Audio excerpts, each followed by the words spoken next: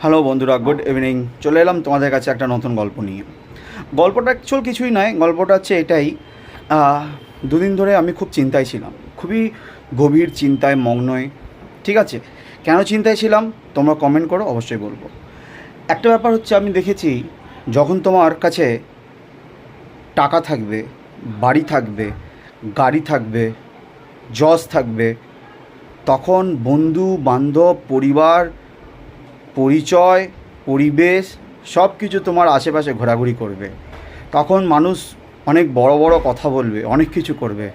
যখন তোমার কাছে টাকা বলে যে জিনিসটা, একটা কাগজ, পাতলা যে কাগজ যেটাকে আমরা বলি টাকা, সেই টাকা যখন তোমার কাছে থাকবে না, তখন তোমাকে কেউ মুছবে না, কেউ মুছবে না।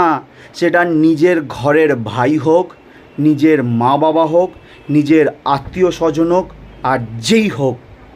এই পৃথিবীতে আজকের দিনে দাঁড়িয়ে আমি এইটুকুনি গ্যারেন্টি আমি দিতে পারি, যদি টাকা না থাকে তোমার সম্মান নেই, যদি টাকা না থাকে তোমার ইজ্জত নেই, যদি ঘরবাড়ি না থাকে তোমার কিচ্ছু নেই।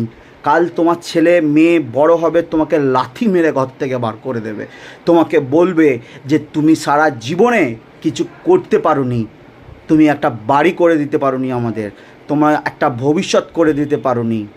সব কিছু মায়া, এই টাকার মায়া।